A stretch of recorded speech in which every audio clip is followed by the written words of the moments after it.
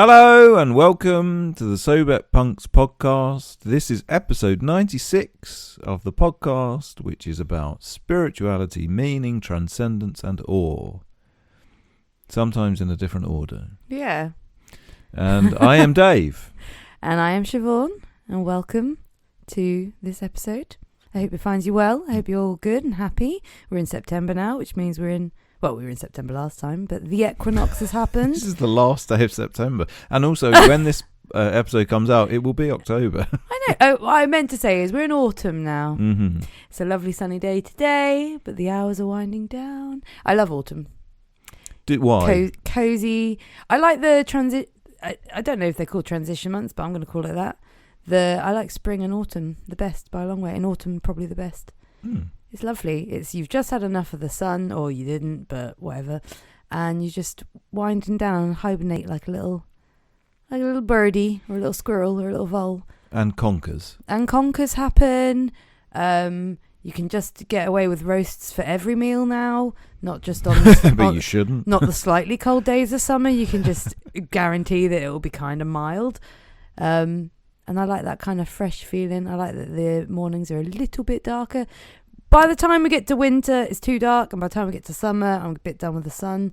But the way there and the way out, I like them. So, yeah. But also conkers. Conkers, Halloween, roasts. Can't stress that enough. And also conkers. Yeah, we've done that bit, I think. Conkers changed their meaning for me. Oh. Almost exactly, or possibly exactly, 9 years ago? Aww. Because when we moved to Hastings, it was almost exactly this time of I think it was this day year. 9 years ago. I'm not even joking. Oh, wow, there you go. 29th of September. Well, happy... Is it 9th? I think so. We've been living in Hastings for 9 years today. Yeah, 2016 we moved. You'll be pleased to hear. Yeah. And we went out on the first day that we moved here, and I remember feeling like we were just on a never-ending holiday. Yeah. And actually, it's sort of turned out that way as well, although with some blips in the middle. But I just felt so wonderful and free. And we found loads of conkers. And so now, every time I see a conker, this actually has something something in common with the subject that we're going to be talking about. Maybe. We'll get there. Think about conkers when we're having that conversation and see if I'm mad or not in comparing the two. But remember that Dave thought that conkers were related to the main topic when we get to the main topic. We're talking about spiritual places today, ladies and gentlemen. But conkers completely changed their meaning to me on just one random day, just by pure chance, because it happened to be the day or the week where there was loads and all the kids hadn't nicked them yet and they hadn't been all squished and crushed and so now whenever I see a conker, I feel that sort of little feeling, I think. Oh, I like that. I like that a lot. Good. It's like a new beginning, but I guess it technically is, because a conker is the seed, isn't it? It's a seed of. It is literally a new beginning. Yes. Yeah, exactly. A seed of. I don't really know what tree conkers come from. So we are recording this episode shortly before swanning off out of the country to Los Angeles. Yeah, after all that talk of enjoying autumn, we're just going to go to a very hot place for 2 weeks. I was going to call it the Big Apple because I got confused, but let's call it the Big Peach. Do they Orange. do peaches? Peaches at Alabama. The Big Orange. Or Georgia. And so we will not be doing, let's get this out early. We will not be doing an episode in 2 weeks' time. You're going to have to wait a whole month. Yeah. But trust me when I say, well, hopefully it might be really disappointing. But what we're going to be talking about on the next episode, which is something that we're doing whilst we're away, is potentially going to be a banger. I hope so. I'm not going to tell you any more than that, so you have to tune in. There you go. See if you can guess. If anyone wants to write in with a guess, I bet you're wrong. Well, do you know what? If you are a keen listener to this podcast and you've been listening for some time, or you've gone back and listened to old episodes, maybe specifically old episodes which went by a different name to this one, there is clues. There are a number of clues actually, but there's one specific episode which might give it away. Yeah. Well, that's so. If there's any trivia, if there's any Sobet Punks trivia nerds out there, you might be immediately thinking of it. There you go. There you go. We like to start these episodes by telling you all one thing that we have done over the last couple of weeks, which has filled us with an aplomb of awe and spirituality and transcendence. I told you they come in different orders. Sometimes I even miss one out. And meaning. And so, Siobhan, would you like to go first, please? Would I? Yes. Mine's brief. Mine is a book that I've been reading. I'm still reading it at the moment, by Shunryu Suzuki.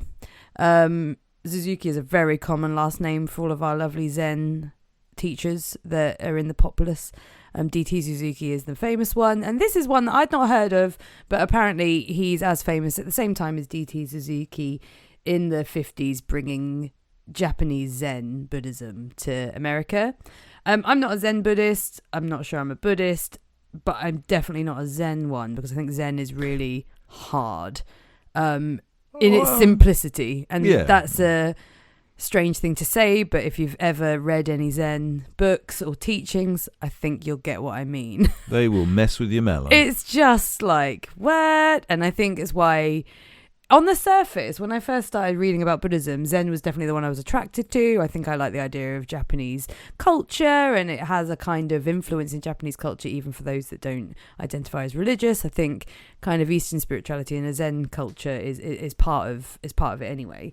So I just kind of thought that was what I wanted to get into. And then, the idea of koans comes in, which are these riddles that you're not meant to solve, but you are meant to contemplate. But I find them infuriating because it messes with me, because I like answers and you're not meant to. So that's just something to work through, which is the point.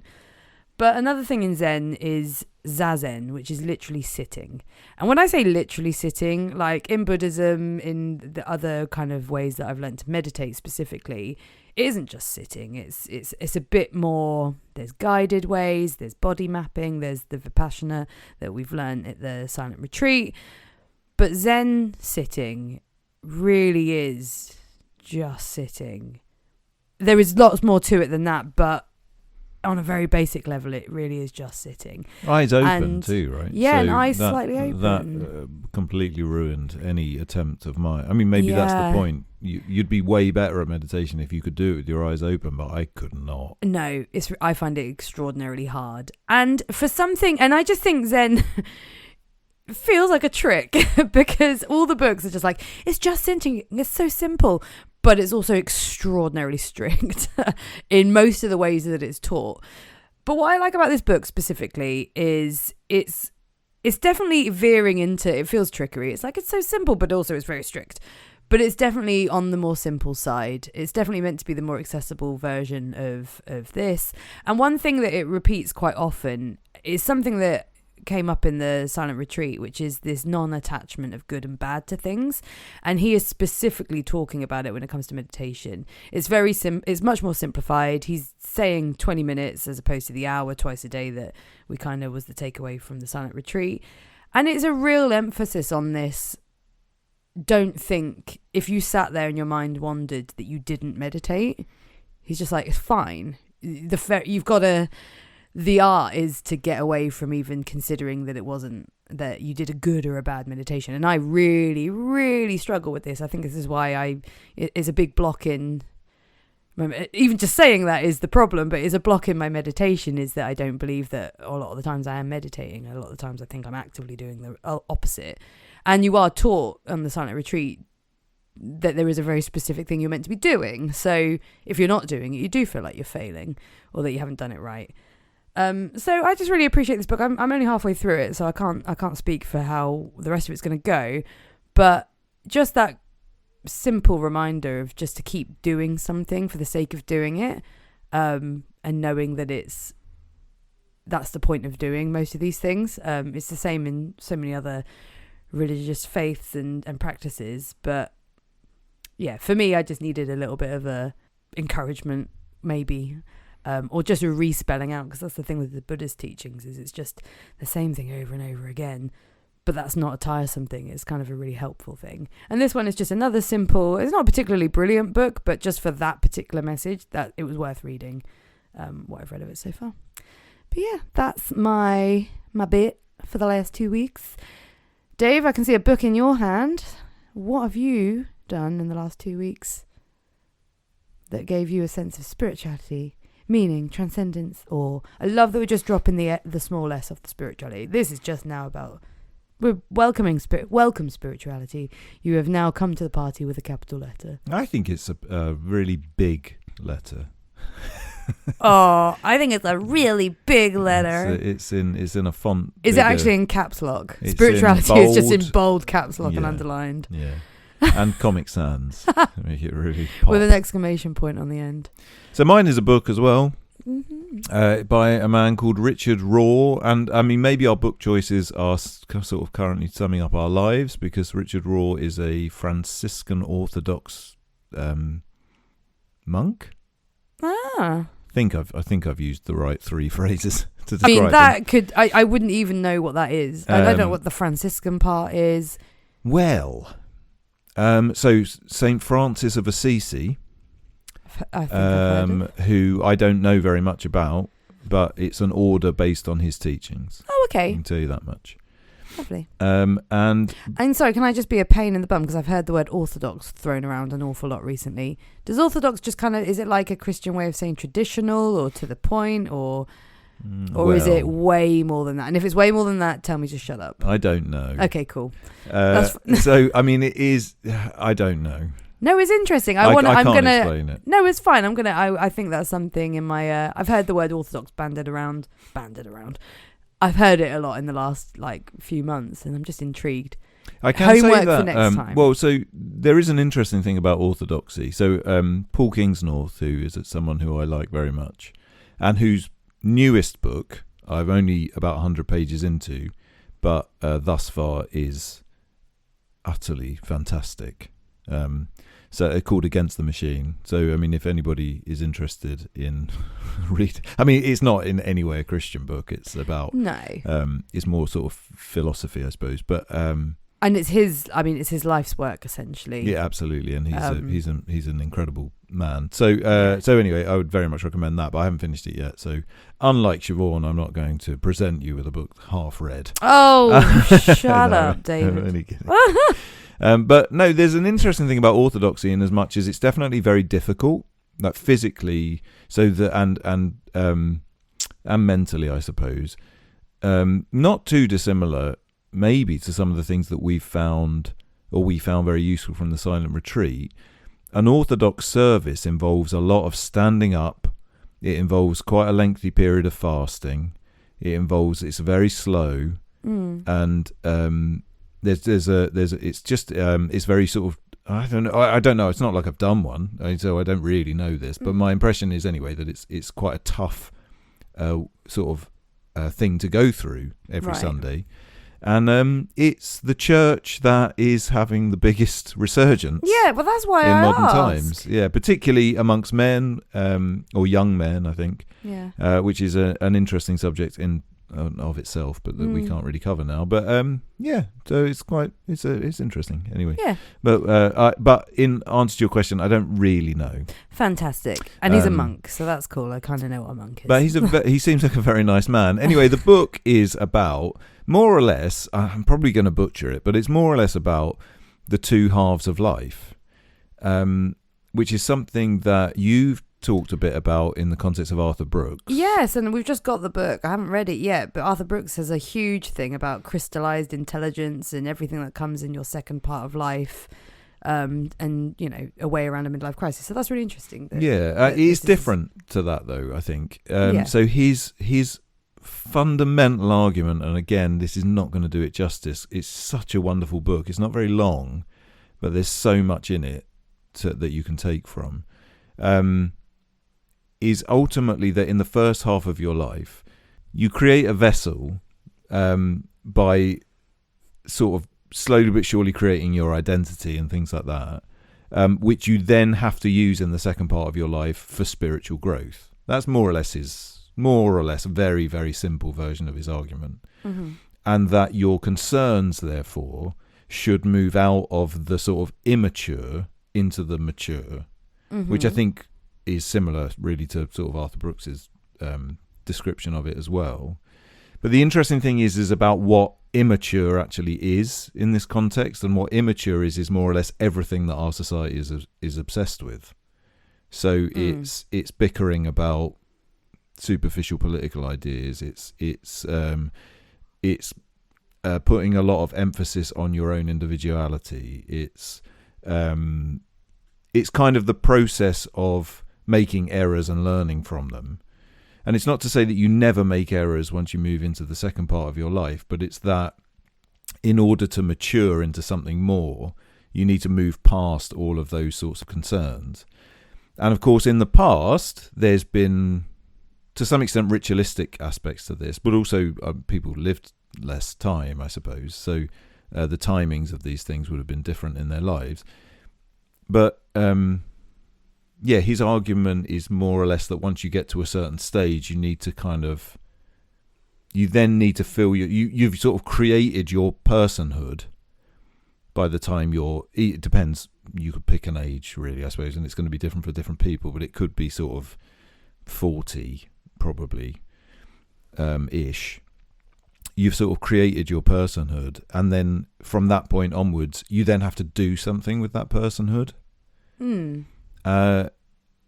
And what that something is should be much more deep and much more spiritually fulfilling, and should give back to society or to the people around you or to your family or whatever. So, I mean, you could see it, it's similar to a sort of child to parent role, I suppose, in the simplest terms. And then I was about to say, so I guess a lot of the way modern people manage that without even realising, probably, because it's a very natural thing to do, is probably having kids, because that's kind of a selfless giving, and then you've kind of got your purpose, as it were. Yeah, that's absolutely true, although in a way. But I guess people probably don't really think of it that way. Well, also it depends on how you deal with parenthood. So being best mates with your kid and making them do all the millennial nonsense that you enjoyed is not moving into the second part of life. It's not maturing. So, like dad going to the pictures with son watching the new Marvel movie is not this. No, but there's nothing wrong with that. Yeah, but I guess that's the typical. That's the way the human race does it without even really thinking. Like if what he's saying is like this is a natural part of being a human being, which is you create your vessel and then you become who you're meant to be or who you're going to be, and then what you do with that for the rest of your life. Naturally, without people thinking, okay, how do I do something? Like people have kids, and they're probably not. Yes, I think they're doing it without really thinking. But I think what you're saying is because people aren't thinking about it, people are doing it in ways that aren't spiritually growing. No, and actually maybe. No, it's that there's a spanner in the works. It's that our society encourages us all to stay children. So this is ultimately what I took from it anyway. The ultimate point is that you can do all of these things. You could be a granddad, or whatever, or a grandmother or whatever. But ultimately, you have to mature in a way that our society currently says you shouldn't. So a very good example of this, a really obvious example of this, is that when you move into your second part of life and you've matured and you're giving back, you no longer need to buy loads of rubbish. So therefore, capitalism suddenly would fall apart. So everybody over the age of 35 or 40 or 45 would just not need to buy anything anymore because they would be on a spiritual path. We've talked about this before, but our society is encouraging us all to stay in the first half of life. And not just encouraging us to do that, but sort of celebrating it in this way. Like, do you know what success is? Having more stuff. Success is being a child for the rest of your life. Yeah, you don't have to work now because AI bots are going to do it. So you've got all this time for leisure. And here's all the ways you can use your leisure time. Here's the new PS5 and game. And yeah, you thought you'd stop playing games when you were 12, but you're in your 40s and you still play games. Yeah, but it's also the idea that playing a game, for example, in that example anyway, and I'm not specifically picking on anybody that plays games, but playing a computer game is like a worthwhile use of your life. So, and that's what society tells you. Yeah. What it says is watching the new Marvel movie, playing on the new computer game, spending your whole life looking at TikTok is a success. And actually, if you don't do those things, you're a bit weird. Yeah. But actually, in reality, through the history of our species, there's always been a process of people moving from the first half of life into the second half of life. And there's some I've heard similar sort of ideas which actually divide life up into 3 stages, which is more or less like childhood, adulthood, and then getting prepared for death. And of course, getting prepared to death sounds like a horrific thing in our modern society, but getting prepared for death is ultimately what all that we're doing, pretty much from birth, if we're honest.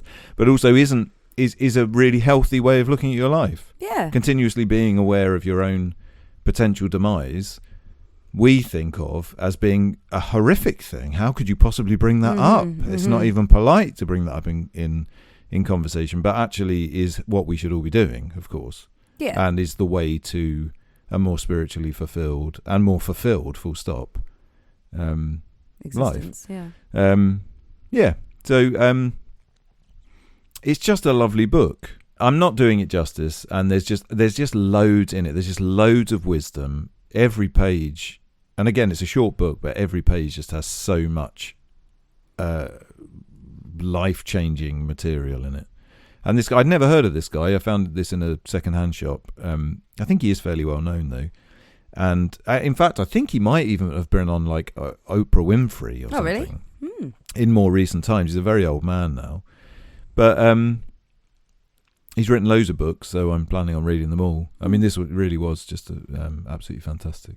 Well, speaking of putting the second part of your life to good use, actually, speaking of putting that latter third of your life to good use, preparing for death, someone who's preparing for death in a very nice way is Blackie Lawless from the band Wasp.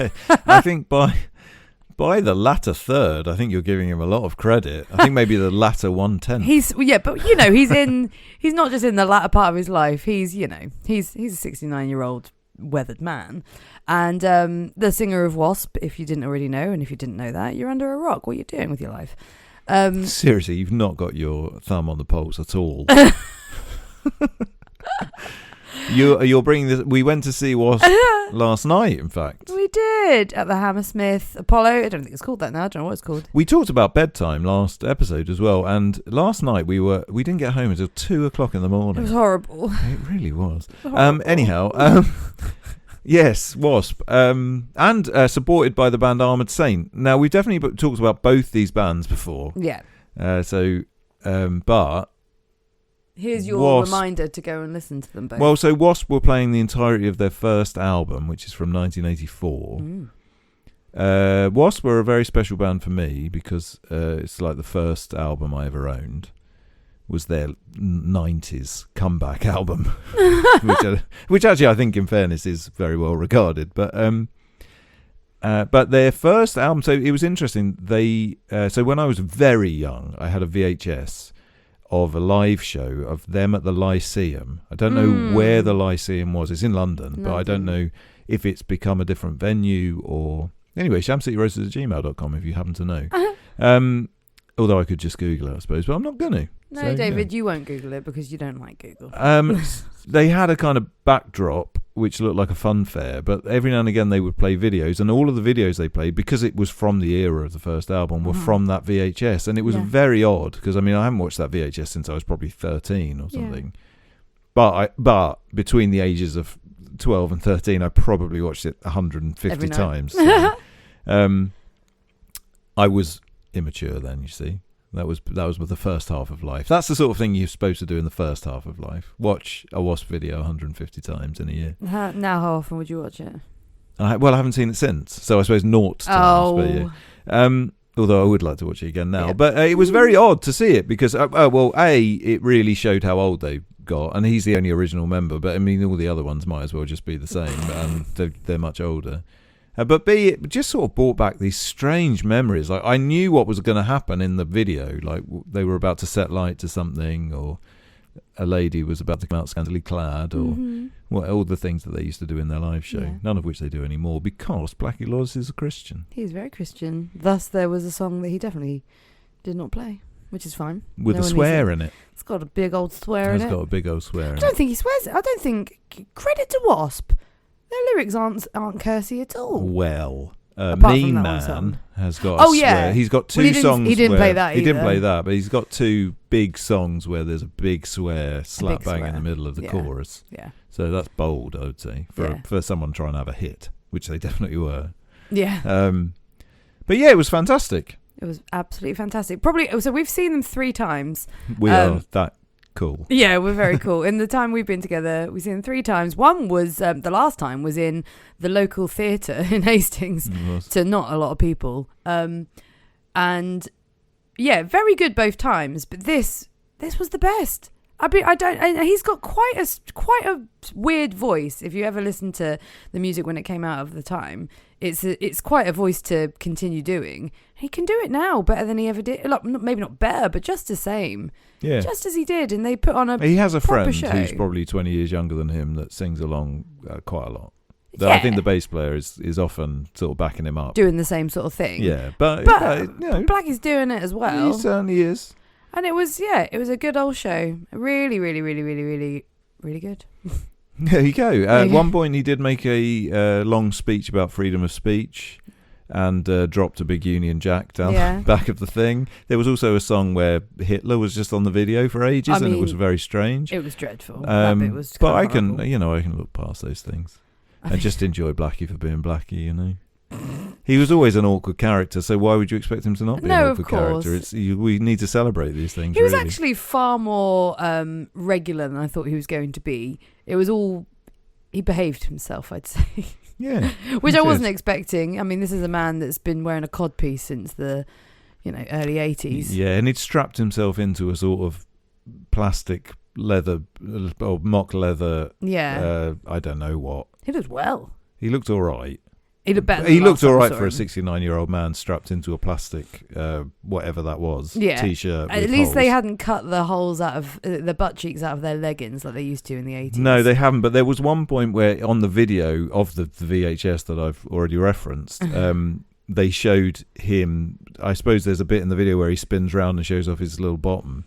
And he was obviously well prepared for it because the man Blackie, not the video man Blackie, but the man at the front pointed at it and went and mouthed something like, "Was that me?"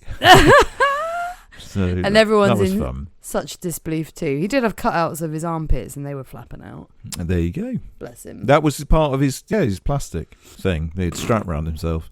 Anyway, yes, he is doing the second part of his life. Possibly, actually, no. Sorry, on a serious note, he's definitely doing the second part of his life worse. or not worse, but not well. If you're doing because if anybody is holding on to their first period of life, a 69-year-old man who's still wearing a plastic top, who knows what he's doing in his everyday life, and I suppose this is a job for him. But I mean, and I get it. He must enjoy it. It must be good fun to still be doing that. There is something about... Especially the people from the clock rock era, the clock rock era? I said what I said. The cock rock or era. Can't say any more words now. I thought this. I'd like to hear this clock rock. Is it like math rock except more basic? Probably exactly that. But I thought this when we saw Motley Crue fairly recently, when Tommy Lee is screaming, "Get your tits out," and you're like, you're a 60-something-year-old man, and whilst it was not okay in your earlier years, you could be forgiven for being a young, stupid boy, all pepped up and whatever But, in the later half of your life, at some point you'd hope you'd probably change. And it must be hard if you've made your living doing that horrible thing. This is what I feel about Wasp. Like, they made their living making these, ridiculous, outrageous kind of songs. And actually for him specifically, because he's now Christian, he's probably got a lot to reckon with, where he's like, I need to continue doing this because it's my job and it's my financial well-being. But I also probably don't feel very okay with some of what I was singing about or doing in videos or dressing like. Yeah, and I mean, they did their last album, which is now 10 years old or something, but it's like a heavy Christian album. I mean, there's also some conspiracy theories on it, but yes, he's really followed his heart in that context. But yeah, I don't think he needs the money, I would assume, unless he's got a lot of ex-wives or something, which he might do. But I don't I think he must be doing it for the fun of it because they tour a lot. Yeah. And I don't think that he needs to do that. And he's not young. But read Tommy Lee. I mean, and maybe Motley Crue generally, but Tommy Lee probably specifically. That's a man who's never moved past even the first quarter of his life. No.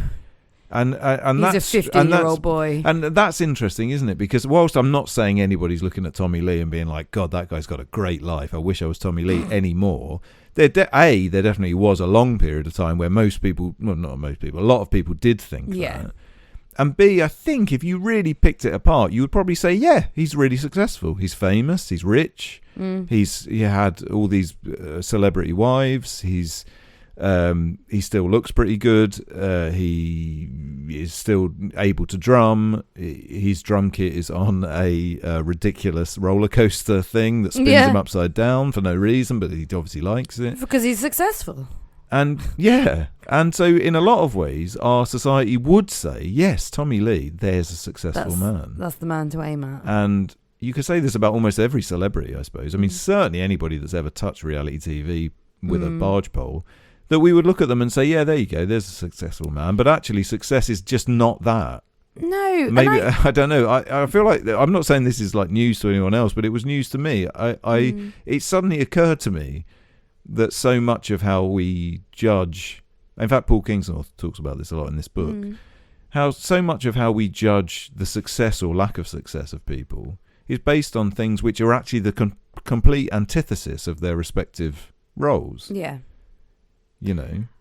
I think also, just going back to that kind of first half, second half of life thing, both the Arthur Brooks one and the Tommy Richard Lee Tyrrell one, it must be, I'm not saying that I sympathize, that's not what I'm saying, but I do feel for people who have become famous doing a particular thing and maybe something that is particularly immature. Like, I think this about, for example, this isn't a great example, but for example, Blink-182, very stupid, deliberately teenage boy joke songs, and they're now men in their 50s or late 40s and 50s, dealing with all of the problems that come with getting over middle age sort of time. The menopause. But also, like, very realistically, like, one had cancer, like, they've all got children or families. One likes UFOs. One really likes UFOs now.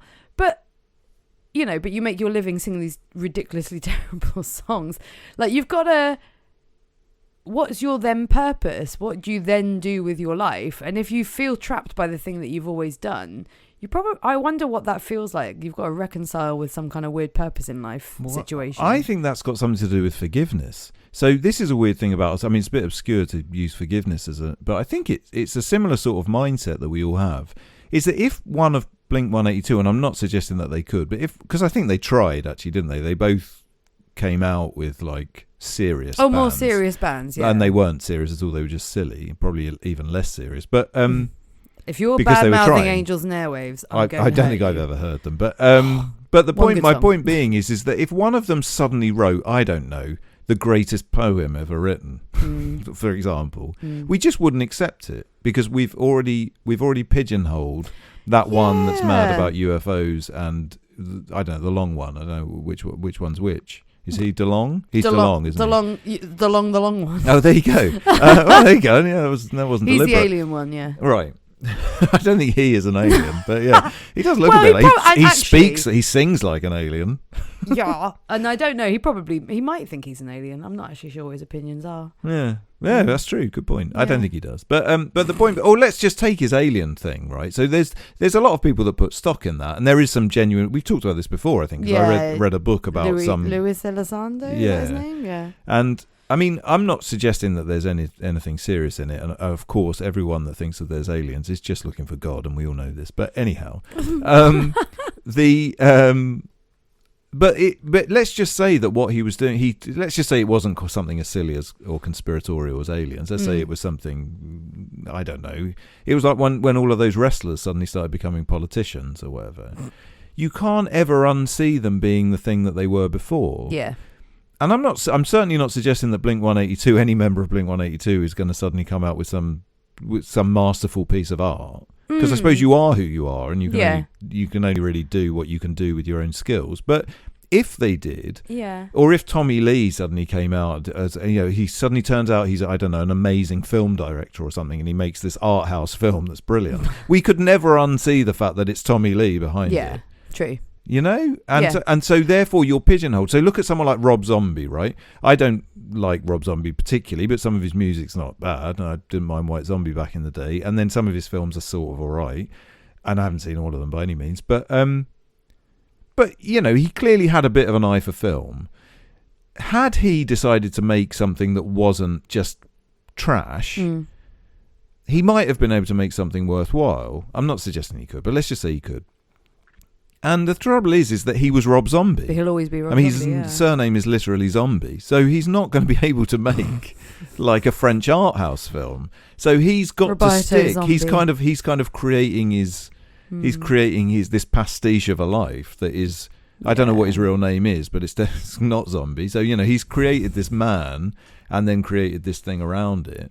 And if he tried to step out of that, we would all be like, well, why is Rob Zombie doing something weird like that? Yeah. It doesn't make any sense. But why do things have to make sense? Why can't Blink-182, why couldn't their new album be sound like Fugazi? Oh, can you imagine? I mean, there's a lot of reasons why I couldn't. Let's assume that they're capable. Shall we name the reasons? No. Well, maybe this is a stupid one while you were talking. Someone who I think probably has done that.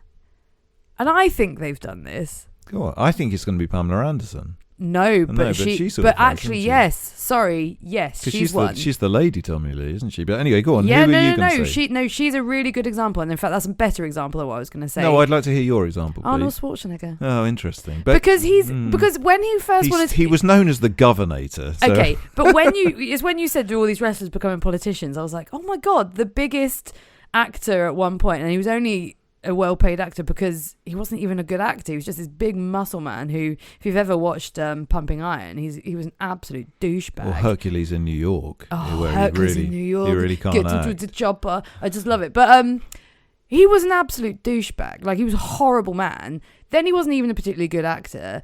And then he was just this thing, just this God knows what. But then he wanted to become a politician, and everyone thought that's really dumb. To my mind, did do it successfully, was actually quite well respected by doing it, and has kind of moved into this other part of his life where he's now this kind of like philanthropist, just good person who has genuinely done some good in the world. Yes. Coming from one of the most immature places. Definitely. But I would argue, and I don't know that much about Arnold Schwarzenegger's sort of later era, but my impression of it is that it's still got a superficial air to it. So even though, yes, he's suddenly become a sort of fairly wise person that you can listen to, and he says nice things, and and a lot of that's done via tweets. A lot of it's done via, a lot of it is still with it. I mean, you could even, on the complete opposite, well, not complete opposite, I suppose, in comparison to Arnold Schwarzenegger, but certainly the opposite of us, you could, if you wanted to really play devil's advocate, you could say Donald Trump. Right? I mean, he's never going to... Let's just assume that he's an amazing president. I know, I'm not suggesting he is. But you'll never unsee the fact that he's a reality TV show man, a ridiculous entrepreneur, all the sorts of... but also the way in which he's had to do his presidency, and I'm not saying he hasn't chosen to do it this way, but the way he's done it is so superfluous, it's so superficial, it's so silly. It's such a silly version of politics that... No matter what you think about his actual opinions, I'm talking about the methods with which he's doing things are just so trash. Yeah. And that's because the only way that he can talk to other people, the only way other people are listening are through the trash ways versions of, he's not writing academic articles before becoming the president. He's just writing a load of nonsense on Twitter. I mean, my memory of, because Arnold Schwarzenegger isn't in politics anymore, he's just sat there in California doing nothing. Yeah, well, he's written a book. As he should. He's written a book, which is apparently very good. Yeah. Beautiful. But I do think he was. It was fairly gimmick free. No, it wasn't. For some of it. No, I feel like when it was. When he became a politician, he was saying, I'll be back. At the beginning, I get that. But I think he did take it seriously once he was doing it. Yeah, of course. And I do think there's a lot to be said for that. He didn't just... Anyway... maybe he's not the best example, but I think you brought up a very good example. I think Pamela Anderson is a fantastic example of this. Yeah, but I would argue a little bit that Pamela Anderson is a fantastic example just because you see her as having improved herself in some ways. I don't think that she's now like she's not exactly the cultural high point. No, she's just made a vaguely good film, is my understanding, she likes vegetarianism, right? Yeah, but she's also, and it doesn't sound wildly important. Oh, she's taken her boobs out. I don't know if she's even actually taken the boobs out. I think she's taken a bit of the boobs out. But she's definitely... So her campaign really, if anything she stands for right now, is about women aging gracefully and just aging. Not even gracefully, aging. Yeah, okay. And it doesn't sound important, no, but it does. I think in the world of like... No, I'm not saying it's not important, but I think it's important to say that loads of people are doing that. That has become the new... Yeah. That's the new influencer. The new influence, and this is because no one's growing up. Yeah. So there's lots of superficial people writing books about how to age gracefully in superficial ways, and she's just one of so many voices. I mean, I suppose I know this because I see all the books that come out. True, but I think it's an important voice to have changed. Maybe, but you could say the same about Davina McCall. She's recently done all of that as well. But no difference there. Pamela Anderson was the poster girl for fake, horrendous ways. And so I think it's important that someone like her has just completely is showing the other side of things and is kind of I don't know. Yeah, I would just slightly disagree with that she's showing the other side of things. I'm just saying that in a similar sort of way. In a similar way to Arnold Schwarzenegger in a lot of ways, yes, she's a lot better than she was, or if you like, better isn't the right turn of phrase, but she's doing things which you can maybe respect more than maybe what she was doing before, although I'm pretty sure you really like Barbed Wire. Barbed Wire is a fantastic movie, and I'll have no one tell me No, otherwise. I think it's a fantastic movie. I think I showed you that movie because I liked it so much. She's incredible. But it's still, I don't know. I still just think it's such a superficial level. I'm talking about people really changing.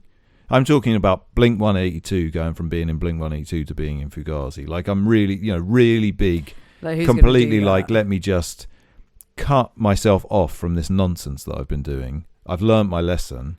Because why couldn't you? Yeah. Right? So if you're in a really good band, you probably started when you were like 20, say. I'm just picking numbers out of the thing. So that's taken you 20 years from birth to there to get good, right? Yeah. Why couldn't a member of Blink 182 go from being 20 to being 40 and get that good at something else? Yeah, true. True. There's no reason not to. It's just that our society tells you, well, once you get past 21, 22, you can't do anything after that. You're just done. You're screwed now. And the problem is you should have already made your success and retired. Yeah, and because none of us actually grow up, it means that whoever we were at 21 or 22 is almost certainly what people used to be at like 6.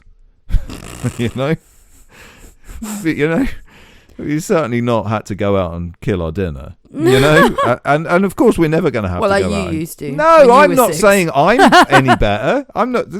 Just because I'm saying it doesn't mean I'm just saying suggesting I'm better. But no, I think that's the normalization of our society. It's normalized that we think that we can't change ourselves from a certain age, and I think it's a different age for different genders, and I think it's a different age. Probably depending on your generation and all sorts of different things. It's the different ages, but they're all pretty young. And then it's just like, right now I'm just that person. Yeah. And especially in a world where identity has become absolutely everything. People probably also feel this pressure the pressure not to change, or to change at least very superficially, is fueled by, here's all the things that make you. Keep buying them, keep doing that. Don't change, don't relinquish everything to follow some, like renouncing form of spirituality or just anything. Just don't change. Do what you're doing, because otherwise we can't sell you all this lovely, wonderful stuff, and everyone won't like you because you won't be you. Yeah, but and of course the problem is we've all been tricked into it, so people actually probably won't like you if you go and do that. So that's the other thing.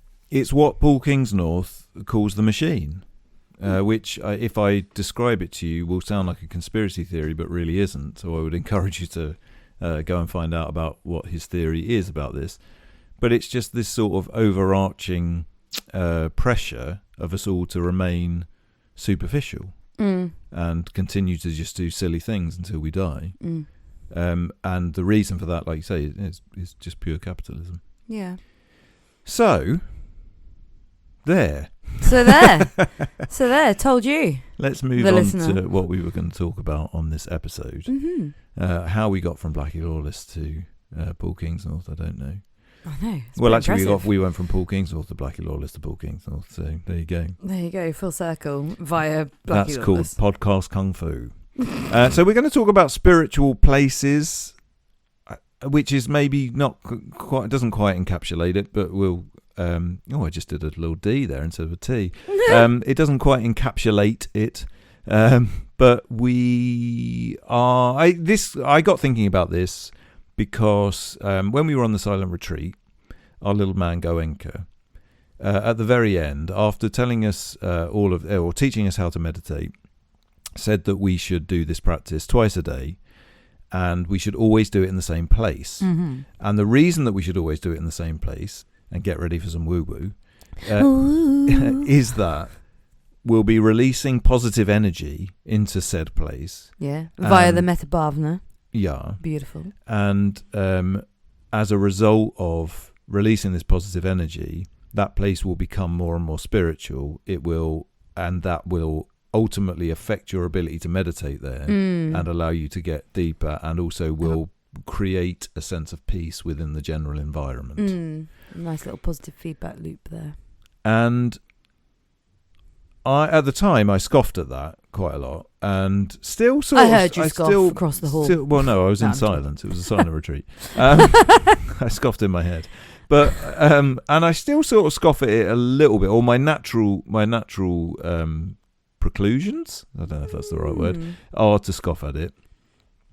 But it has got me thinking a little bit, or it did get me thinking a little bit about places that you go which do actually do feel different. And I thought that we could just talk our way through it, because quite recently we went to Rochester Cathedral, and we played a gig in Peterborough, and we went to Peterborough Cathedral. The band Haste went and walked around with each other in Peterborough Cathedral, as you do. And it struck me that two things, I suppose. It struck me that when I go into a cathedral, and I definitely thought this long before I had any interest in spirituality whatsoever, but when I went into a cathedral, it felt different. Something about the place felt different. And when I went into Peterborough Cathedral, something about that, it was just peaceful. There was just a feeling that, and we're probably not going to be able to describe that feeling, but maybe we'll have a try. But there was something, and I hopefully you, as the listener, can sort of understand that and have had that experience to some extent. But for me, going into Rochester Cathedral, I just didn't get it at all. And I think I'd really expected to get it as well. Partly because of changes in my own life, and partly because I'm more interested in spirituality generally, and probably because I'd had that experience in Peterborough Cathedral. So you're like expectant ever so slightly. Well, and I mean, I'm not dissing Rochester Cathedral for the record, but it was interesting that to me anyway, that like you got it in some place, or I got it in some places and didn't get it in other places, and of course that's going to be different for us all. So. We just thought we'd talk about this as a general concept, and it is going to be difficult to talk about. Siobhan, what places have you been that have felt spiritual, or that you've expected to feel spiritual? Well, definitely, I think expected to feel spiritual is definitely true of going in any kind of church or cathedral. I think cathedrals have a good way of doing it, because the architecture and the windows and just everything about how ornate they usually are is built to inspire awe, like immediately. It's not even a conspiracy. Like, those buildings are built to fill you with awe immediately, and awe can feel a lot like that feeling of the woo-woo feeling of the spirit being there, or the energy being there. I think actually intellectually is often awe. So what I would say about Rochester Cathedral is the first thing you said about it was it wasn't as big and as grand as Peterborough. So I do think, your expectation. I was grumpy. Yeah, but I think there's something about the expectations and the reality that, you know, if you have a high expectation and it doesn't quite meet it, then you feel a slump of some sort. So I think it was a lack of, in that specific instance, I think it was probably the expectations and a lack of that awe feeling that isn't necessarily the same as a spiritual energy. So I think that's not to tell you how you feel. No, can I just pick up on that a little bit though, because I think this maybe is what I find so interesting, is that you're absolutely right. Churches are made to make us feel awe, and you're absolutely right that if you really broke that down into what that practically meant, it's the stained glass windows, it's the architecture, it's the sort of or the inner architecture, I suppose, as well. And this is true of mosques, and it's true of, you know, I don't just mean to be Christianized about it. I mean, all of these places. And ultimately, you could say the same about palaces and castles, you know, we'll maybe get onto that. But one of the things that I find really interesting is, so why does a stained glass window fill you with awe? And partly it's because it's really hard, it's really old, someone's done that by hand, you know, all of those sorts of things. But ultimately, what is it that connects, like stained glass windows? Let's just, really cut it back. Stained glass windows and religion they don't have anything to do with each other. No. They've only got something to do with each other because socially we see them as being the same thing. Yeah. I think to further intellectualize it, maybe that doesn't do it justice, these places are built to show the greatness of the reason that they're built, if that makes sense. So things being wildly impressive and wildly ornate and massive, and this is how I've reconciled when things are just completely gold, like in Buddhist temples. My goodness, like the Buddha, I mean, in the book I just read, your Buddha robe cannot be made of anything other than 10 types of material, and one of those materials is like has feces on it. One of it must be chewed by rats. One of it must be found in the bin. And you make it yourself. And you make it yourself. Yeah. So like it's not even secondhand. It has to be absolute trash. And it's to point out that it's not what you buy, it's what it means.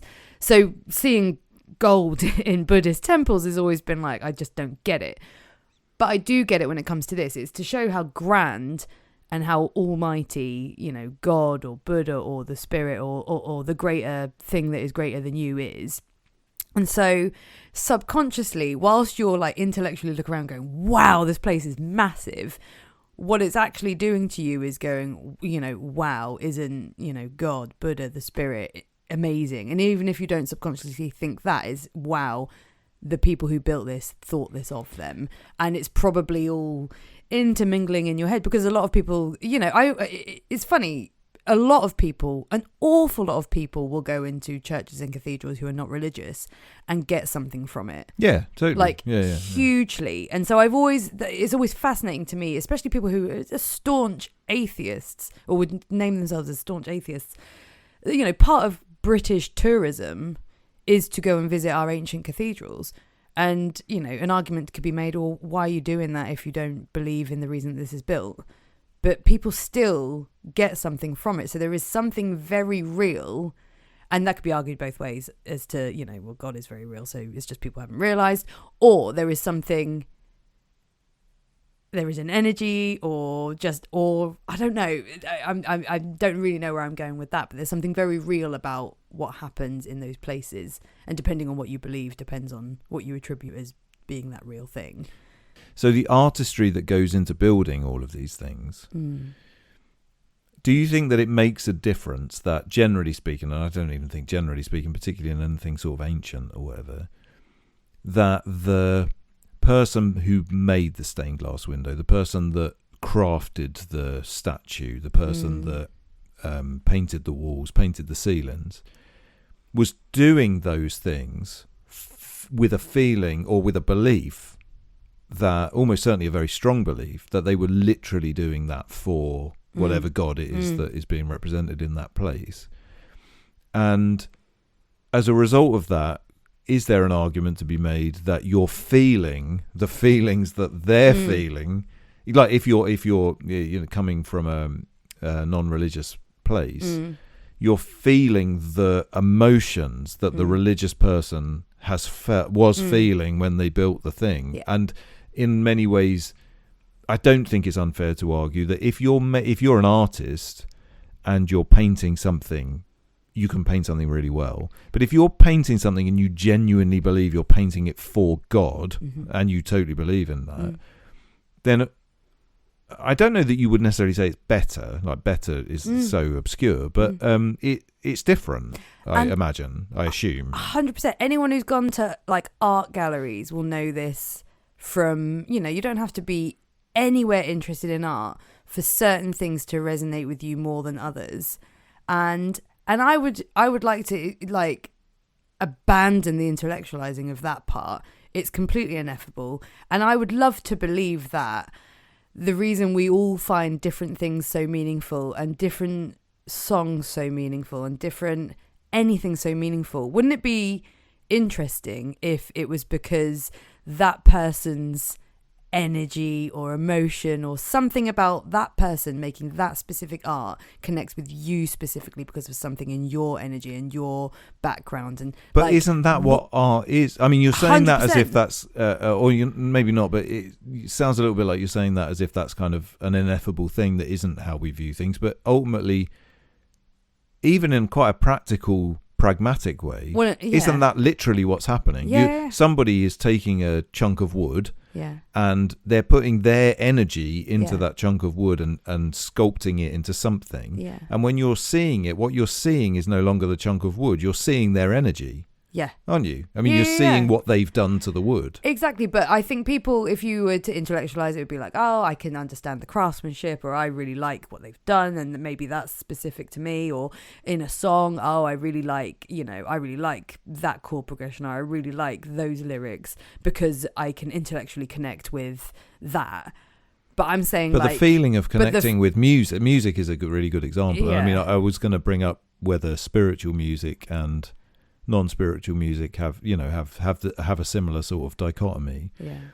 But music is a really interesting thing, because even if you can intellectualize it, even if you can intellectualize like this person's doing this thing on the guitar and this person sung this and this note was hard to hit or whatever, the feeling of listening to music is not those things. Sure, that might be going on in your head, but the feeling of listening to music is something else that's ineffable, that you can't describe that. And so many people describe that as a way to like the quickest and easiest way and most powerful and most easily understandable way of being feeling transcendent, or like aiming to, or that's what transcendence is. It's about that.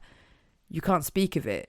It's science is never going to explain it, and even if it did, it still wouldn't be able to actually explain a feeling like that feeling. And the reason that we have those feelings is a lot of people, even those who are not spiritual or would say I'm not spiritual or I'm not religious, can accept that something else is at work, because we cannot describe why certain music does this to us. Nor should we. What I'm trying to say is, I would like the idea very much that it's not just because they've gone through something similar and you're understanding it in the lyrics, or a certain chord progression really works for you because it builds emotion. Like, I really like the idea of like there's something in the energy they've put into that resonates with your energy, if you were going to believe in energy systems, which I still don't know if I do or don't, but that would be very lovely.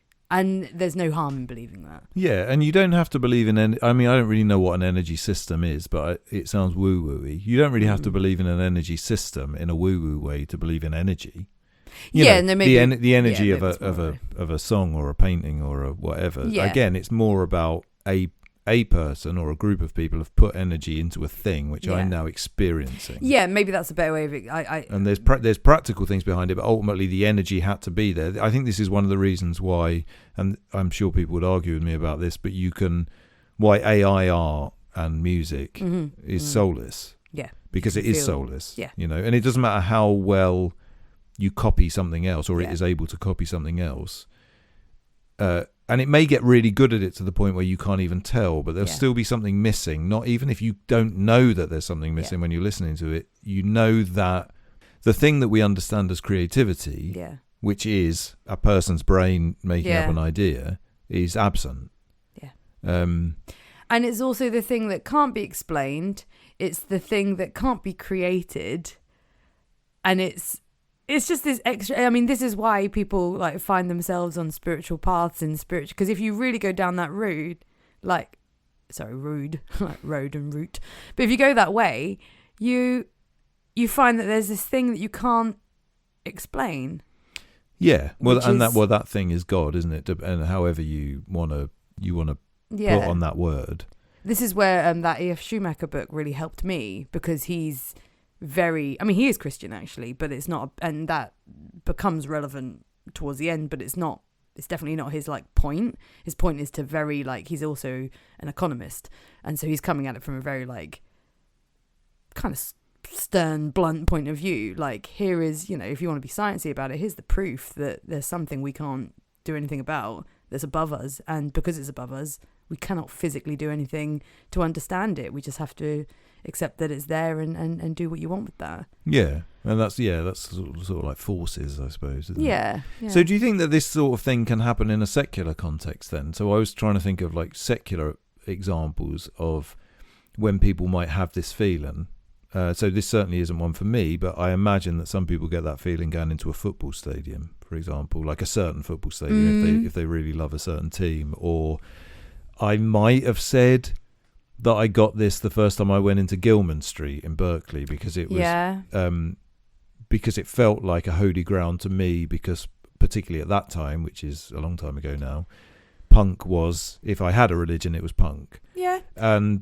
But I suppose, I don't. But then when you open it up to secular things, and you could absolutely say this about all the things we've talked about so far, how much of that is just about yourself? Like, how much of me walking into Gilman Street and feeling a sense of what I feel when I'm in a cathedral is because since I was a little boy, I've been dreaming about going to Gilman Street. I've viewed it as this magical place. Yeah.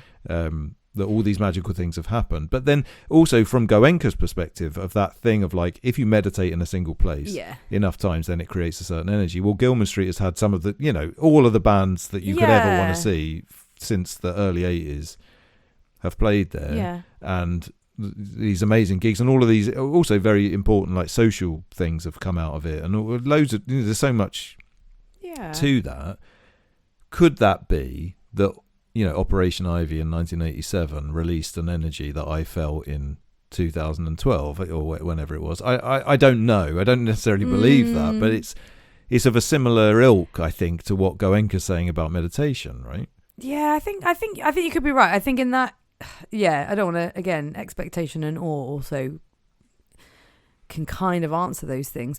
The reason I can't, well, maybe expectation and awe, well, I don't think awe is going to answer this, but I think if you look at it, and I don't want to dwell on this, but if you go the other way about negative energy, you could also, anyone who's been to, and the problem with this is it comes with an awful lot of expectation, but if you've ever been to any of the concentration camps, everyone, regardless of religion, acknowledges there is a horrific feeling in those places. Again, the expectation. Well, I was going to say how much of that is socially created or in your brain created, but I'm not saying it is. I'm just saying how much of it is. The only evidence that I have that I think it's not just expectation is, and again, it's horrible to go into these details, but when I went to Sachsenhausen, there was particular rooms that are not obvious as to what they were used for, but I remember walking into one and being like, oh my goodness, the energy in here feels disgusting. And then, we later found out what that particular room was for, and it was for something completely disgusting. And you just think, I felt an energy change in that moment. Yeah, totally. That's and the really same as, I went to the Somme, and anyone knows about the Battle of the Somme. There was there's tons of people just buried in mud out there, and it's just horrible. But there is feelings, and there's certain different, I learned about a lot of different areas, and there's this little stretch of road that I think we were to get off a bus and walk up, and everyone felt awful. It was uphill, we're young and full of fizzy pop, and so maybe that's why we felt awful. But it was meant fill to them with fizzy pop and send them to the Somme. But it was the Norfolk schooling. But it was really clever because it was also arduous to do and horrible, and everyone felt those feelings for lots of practical reasons, but there was possibly more to it. And when we got to the top, our teachers were like, right, that took soldiers in 1915. That took them, I don't know, 4 months or something to do, and 10,000 people died. You just walked over so many people. And you're just like, yeah, no, I truly do feel fucking awful.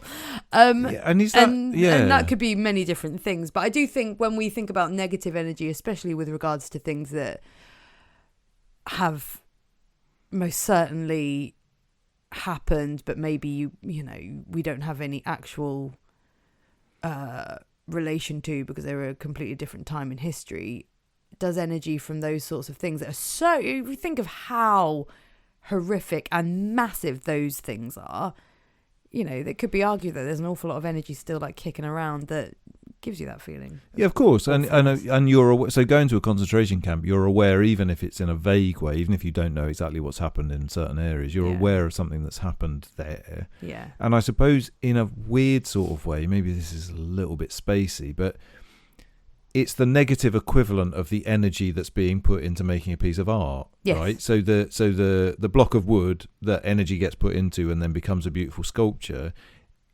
in some respects, the opposite of that is a room in which something horrible's happened. And so someone's put energy into something horrible happening. Yeah. And therefore has kind of created the antithesis. Yes. And is this what heaven and hell is? Possibly, but I definitely was going to occur to me. But I was definitely going to say evil energy, if you want to use the word evil, which no one can deny.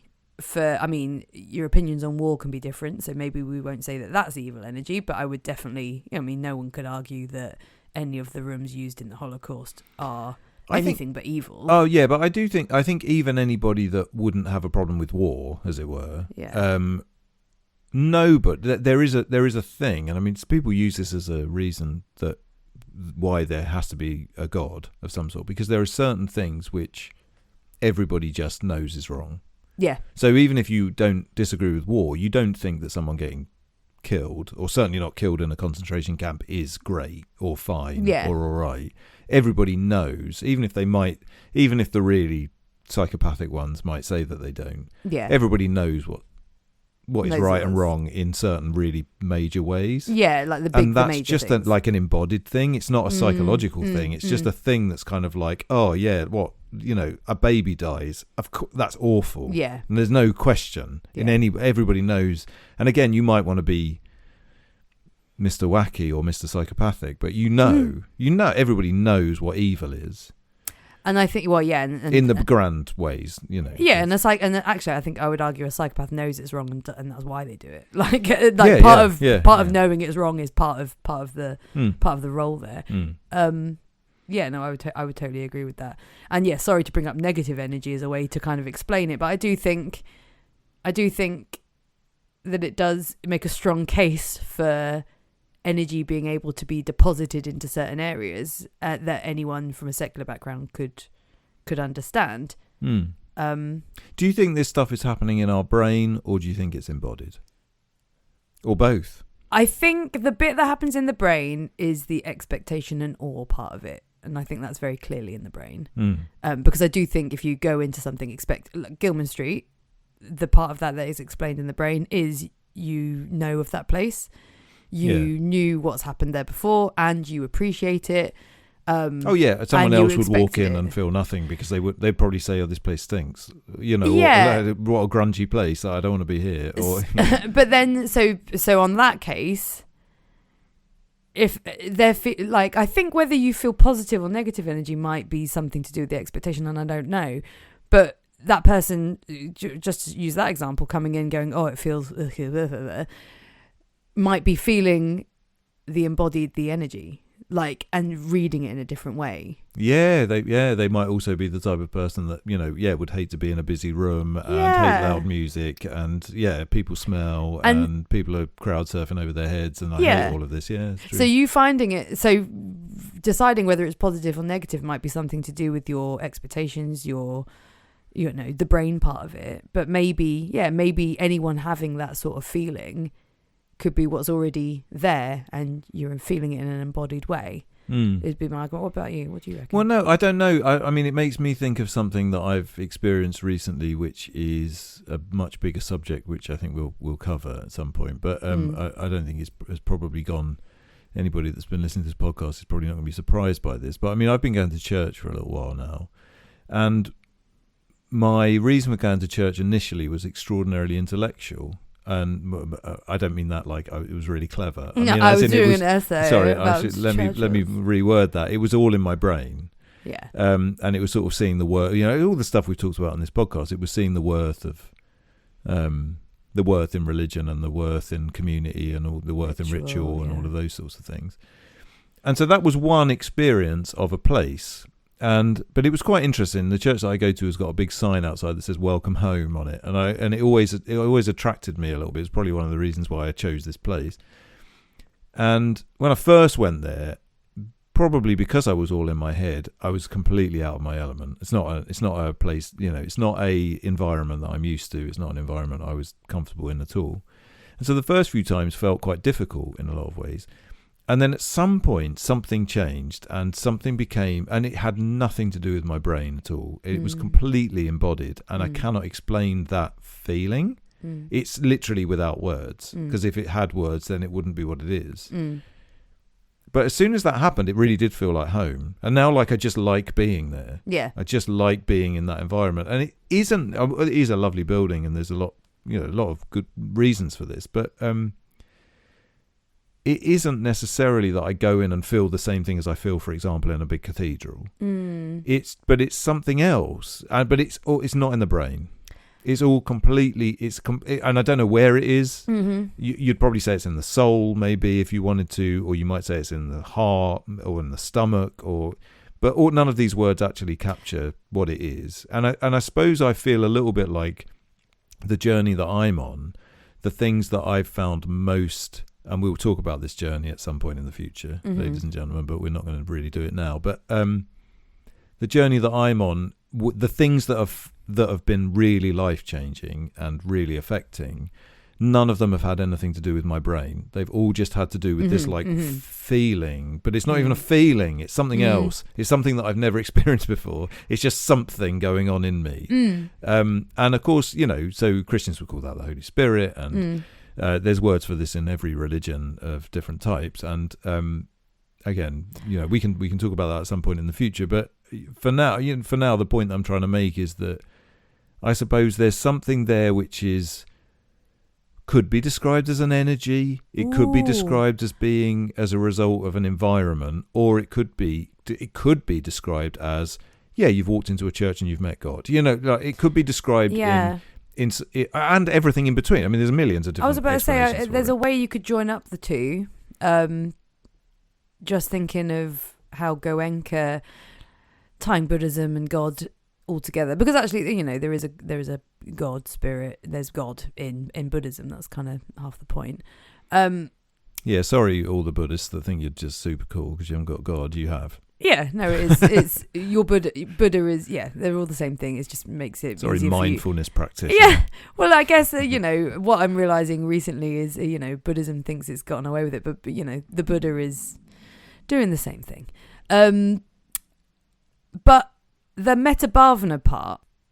So during your meditation session, you're very focused on yourself. You're doing your body scanning. You're realizing what is, and not really focusing on what isn't. The point is this is a feeling, and to have no attachment to it, and then to move on, and to really see things at a, Goenka would say, a molecular level. But he likes to apply science to it because I think he feels forced to, and I don't think there's actually a need to pretend it's scientific, although he would say very scientific, very scientific. So you spend an hour on yourself doing this, and then he's very, the reason I really like the Vipassana style, especially as taught by Goenka, is he's just like, people think Buddhism is very self-centered, and it is by comparison to many other religions. But the point is to work on yourself in order to serve others. And so doing metabhavana is a 5 to 10 minute practice at the end where you concentrate on feeling the energy you're creating, because part of the body scanning is you do start doing this sweeping of the body, and you feel this and this is woo-woo, but I did feel it, like this electric-y energy. You just feel this weird flow of energy over your body. The only thing that I could actually compare it to, and I hope no one in the room can the listening would understand this, but I think it's the feeling that we get if we took an opiate, this warm kind of like flow feeling. I mean, you know, some people who've taken codeine might feel it. I definitely felt it when I got pumped with fentanyl when my shoulder dislocated, but it's a similar kind of like warm feeling. So that's the argument for there being energy created during this meditation. Metta Bhavana is about projecting the energy out with a very clear intention of projecting it out. So you dedicate a bit to yourself, then you dedicate it to the, you know, people around you, and it's very direct. You can do it two different ways. You can do it directing at people with intention, or you can try and think space around you. So like project it out into your like a meter space around you, project it into the room, fill the town, fill the universe, yada yada. So one thing that's really interesting about Buddhism is you're creating Buddha energy, is what especially the book I just read would class it as. And something that I'm learning about Christianity, especially, you know, Jesus onwards, is this idea of, you know, or maybe not from Christianity. Maybe I've picked it up from, well, it is from Christianity, but from particular podcasts, and maybe someone can tell me that I'm wrong, is this idea that we're someone in the room can tell me I'm wrong, is this, you know, we want to live in God's image, and there's no reason why we can't, like, God's energy is in all of us. We have this way that we can be more like him or be more like Jesus, and Jesus is God, so on and so forth. That's like within Buddhism, we have a Buddha energy. If you think Buddha is also God energy, I'm trying to link the two together. If that is true, then Metta Bhavana is literally pushing out God energy or Holy Spirit or Buddha energy or any of these words. They all, in my opinion, probably all do and mean the same thing. If that was the case, then you walking into a church and feeling what you felt could be the Holy Spirit, could be the energy of the people in there, or that is the same thing. Yeah, well, sorry, that was a very long-winded way to say not a lot, but no, or say a lot. Say everything. Yeah. I wouldn't say everything, Siobhan. Yeah, I mean, I think that's probably fair enough. But I mean, then it starts to become intellectual. So how I would have once, and I think have probably on this podcast, would have described that, is that, you know, God is ultimately just all of us. It's almost like the Leviathan, right? It's all of humanity and potentially all living, you know, the Earth maybe or the universe or whatever. And you know, there's that Bill Hicks thing of sort of we're all just one energy sort of playing itself out together. Yeah. You know. And of course there's a real overlap there, because the idea of that is that love is the thing. You know, love is the only thing that we have, more or less. And of course that is just basically a Christian message. I mean, Bill Hicks definitely thought he was an atheist, but a lot of what he said is just like pure Jesus. Which is funnily what most atheists say as well, but they just, you know, they don't know it, or they choose to ignore it. But yeah, I would have once described that in intellectual terms as, yes, like everybody is just God, so therefore their energy is going into me, and that's what the Holy Spirit is. But the only thing I can say is that I now don't. That's not what I think anymore, the only reason that I don't think that isn't something that I can explain to you. It's just purely a feeling, and it's not. And again, I don't think feeling even describes it. So, yeah, no, fair enough. But anyway, we will get onto that in more detail probably on a later episode. But but it's just interesting, I suppose, because I've had that experience, and I don't know that I would necessarily say that experience is as a result of a building necessarily. But then church isn't necessarily a building. You know, church is also, like you say, it's the people in it. A church could be someone's living room with some people in it if they're doing churchy things. Yeah, I don't know. I talked a little bit about prayer not too long ago, and and I think I might have even said this then, but praying outside in nature is like a completely different experience to praying in your front room. Mm-hmm. And I think that's probably would be true of, well, it is true of meditation too, 100%. And it's true of probably just like experience, just life. Life is different if you're sitting in a park to if you're sitting in a room. Yeah. Neither one's better or worse, but they're different. And what is that? You can explain it in so many different ways. Like, we're not the only things that have energy. Like, everything outside has its own energy. So if you're cultivating energy at home, then maybe that exists in your house. If you go outside and you don't have that access to that, but you have access to all of the other energy that you have no control over. I mean, who has control over energy? I don't know. If you want to think about it in energy terms, but there's tons of ways. The sun is out. It's not shining in our house, but it is outside. But the sun is energy. So I don't know. You could there's so many different ways to describe it, and maybe there's no point to describe any of it. Well, I think there's so many ways to describe it, but there's also no ways to describe it. I mean, you could go all the way back to what you said at the very beginning about moving into autumn. The seasons of the year feel different. Yeah, we all feel different. Yeah. Everybody feels a little bit depressed in the middle of winter. Everybody feels more happy in the middle of summer. I mean, and sure, there's outliers, or there's people that prefer certain things and they might be happier in the winter or whatever. But everybody feels different at different times of the year. Is that energy? I don't know if I don't think that's it. I don't know. It is energy, I suppose, isn't it? But it's not energy in a woo-woo way. It's just it's quite literal. I mean, like, the sun, I suppose, is literally energy. Well, that's what I mean. Like, the sun is literally energy, and so is wind. And so literally, if you don't get enough of it, you feel sad. So that's an argument, but it is still energy. Did we crack it then? No, not at all. I mean, my feeling. I'll put it. This is my end opinion. My feeling is that there is energy in certain places, and I don't think that I have to think about it any more than that. Yeah, all right. No, I think that's probably the wisest thing you ever said. No, but no, I mean it. Like, there is, and I suppose I don't think you have to prove it. And maybe that's been the whole point of everything we've ever talked about on this podcast. Done. End it. Well, no, is that basically there are. If you feel something, then it is real, right? I mean, even if you've convinced yourself that, the Sun Mother of your Celtic ancestors has told you that a certain tarot card means a certain thing, and I'm making all of these things up. I'm sorry if you read the tarot. Sorry, Celtic and tarot. I don't know. I don't even know. I don't even know. I don't think that's true. I'm just naming all the different New Age things, but I'm sure there's someone that's confused them all. Yeah. I'm just saying, if you believe that, then that just is true, isn't it, for you? Because if you think of the other way, imagine you feel something and someone says, because of science, that's not true. That's so horrible. But it's also not because true, it's saying is it? Your feeling cannot be real.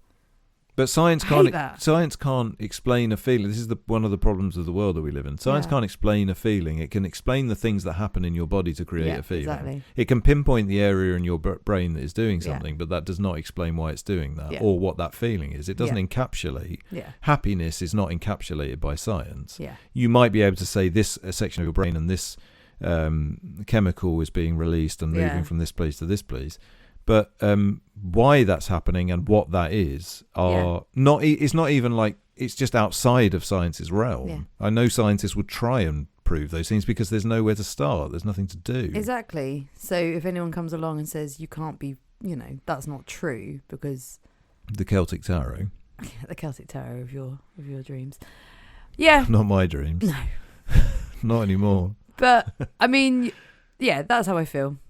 Energy is in places, and I don't have to explain myself because I have not done a good job of doing that thus far. There you go. That is a wonderful way to end. How about you? Well, I think I've sort of said my bit, really. I mean, I think that ultimately the most important things in life are things that you can't explain, and that this is something that you can't explain, and therefore it should be one of the things that we all spend our lives trying to get more than you can quantify how well you're doing in your job. You can quantify how well, how how well you've brought your kids up, what their school results are. You can quantify how big your house is. You can quantify how nice your car is. You can quantify almost everything, but none of those things are actually what happiness is. And the thing that happiness is the thing that we don't really have words for. It's not a feeling, as Arthur Brooks would say. It's more complicated than that. Yeah. I love it. It's a place, not a feeling, as David Lynch might have said. Might have said in Twin Peaks. We don't really But we're know. not 100% sure. So yeah, let's call it a day there. That wonderful retelling of a quote. Or possibly miss-saying of a quote. You might have made that up. Well done. I hope I did. Mr. David. There you go. So yeah, we'll leave it there. It's going to be a month before the next one, like we said. If you would like to get in contact, we won't be getting back to you anytime soon because we're going to be away enjoying ourselves. But you can email us on shamcityroasters@gmail.com. Like we always say, we don't do anything to publicise this podcast. I was going to say website then. Quite the opposite. This blog. So if you would like to tell your friends about it, please do. If you wouldn't, that's absolutely fine too. I hope you get something out of it. I really hope you get something out of it. If you are a listener and you've stuck with us through all the weeding out that we've done, and I might have just done some more by talking about church, but then I really hope you're getting something out of this. You don't have to tell us. It's lovely to just think that it might be doing something for someone. I don't really mind what that is. Do you know what? It's doing something for me. And me. There you go. And that's the only reason that we do it. So, we'll see you in a month's time with some fantastical stories about something, which we're not going to tell you about now. And I hope you all have a lovely month. Ciao, ciao. Goodbye. Much love. Bye.